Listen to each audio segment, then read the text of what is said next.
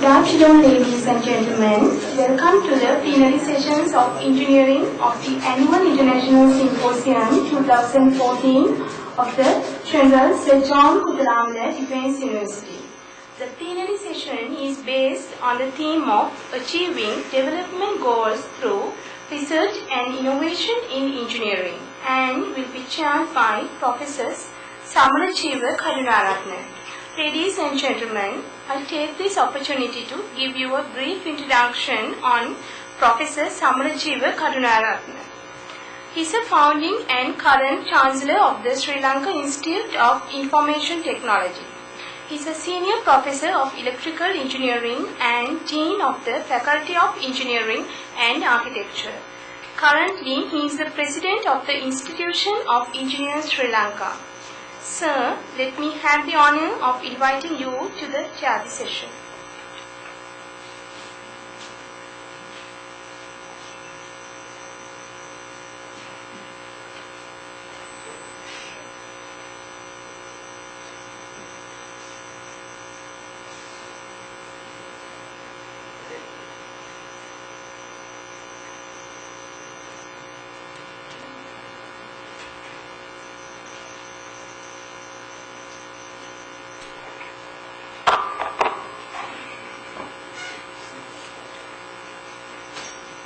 Thank you very much. Ladies and gentlemen, normally when I give a talk, it's 2 hours. And rarely I do a 1 hour speech. For 33 years, from Wednesday from 10 to 12, I taught power systems. So that's why I'm used to 2 hours. But now I have a big challenge here because 15 minutes, and please, I was asking him, don't go by the clock, the time clock, go by the interval because you're already late and each person is given only 15 minutes and I have not been given time, so I'm borrowing somebody else's time. Now just to introduce before that, let me say that those who are here, we are the people who, in fact, initiated the KDA, which became the KDU. We were the people who taught here, we were the people who gave the degrees, now you have your own degrees, so I'm happy to be at the Kuthalamala Defence University now, which we started as Kuthalamala Defence Academy sometime.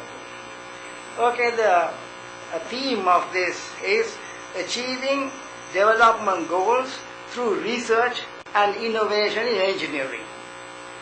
That's the topic, and we have 4 speakers, and each speaker or resource person is given 15 minutes each.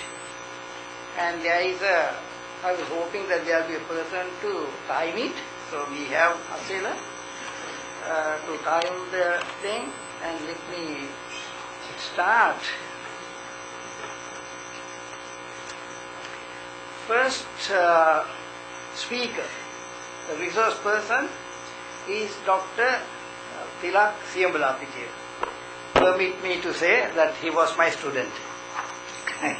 Dr. Tilak Siyambalapitiya graduated from the University of Moratuwa, Sri Lanka, in electrical engineering in 1982. He holds a PhD in electrical power engineering from the University of Cambridge.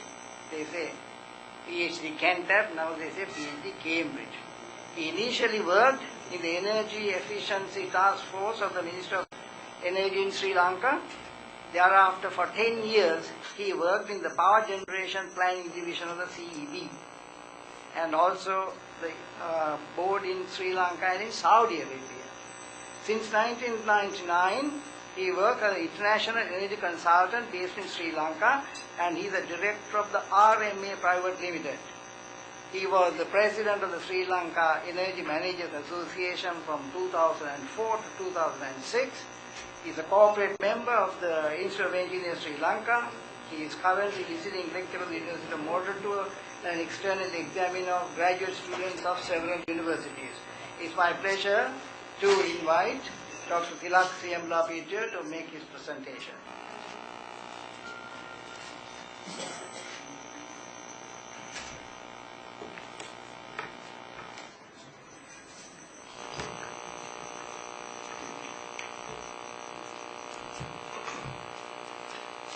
Thank you very much, Professor Karnaratna, Session Chairman. Ladies and gentlemen, thank you for inviting me to address the plenary session. I am also happy to be one of the initial teachers at KDA. I taught a part of the power systems course of the professor in 1982. So let me get to my topic, innovation in energy pricing and demand management.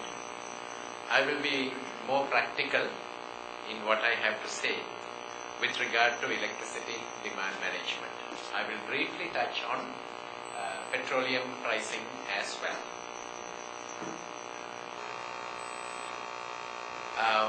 The problem of energy pricing, now you might think, what has pricing got to do with engineering? But when it comes to the electric utility business, pricing, costing and economics are as important as engineering, because these are linked together, and that's what I am going to focus on, and specifically focus on the problems that are faced by the utility industry at the moment, and focusing on possible engineering solutions to problems in economics. Any commodity has to be priced at what it costs. Of course, some may not agree with this statement. Subsidies and surcharges distort the demand and the demand profile. In the utility business, the demand and the demand profile are extremely important, not only the total sales. Of course, any society is unique, and Sri Lanka society has historic perceptions which are deeper than economic realities. So therefore, the electric utility industry that I come from, the customers expect electricity for nothing. They want a reliable service, but wouldn't want to pay for it. So what I'm coming to is that innovative pricing and engineering can be used to achieve better overall economic efficiency than what we have achieved today, both to the customer and to the country. And I will also highlight some research areas where innovation is required in Sri Lanka by the utilities as well as academics. So those of you who are perhaps looking for research projects for your students or for yourselves, I am giving you some ideas. Look at this picture. This is what electricity costs to supply different categories of household customers. So if you are using only 30 units of electricity, it costs about 27 rupees to supply you, and you pay about 3 rupees. The red bar is the subsidized price, or is the price which is much shorter than the blue bar. You go to the other end, the picture is completely different. The cost is only about 20 rupees, and you are expected to pay about 54 rupees for a unit of electricity. So you might say, good, high customers are being penalized, let them pay more, but it also causes quite a lot of issues and problems. I will tell you a couple of them in a slide later on, but maybe now that we are at the point, I can highlight. People who are paying 54 rupees definitely see that solar power is cheaper. So therefore, there is a financial benefit for the customers for using solar, but it actually costs the country only about 23 rupees to produce electricity. These are last year's figures. This year, the figures are much lower, and don't tell me I told you, don't tell CB that I told you. The figures are lower. So therefore, this distortion. And another issue, if you are paying 3 rupees for electricity, why should you buy an energy efficient lamp? No need to buy CFLs because they are too expensive, because you save electricity which is worth only 3 rupees to you, but 26 rupees to the country.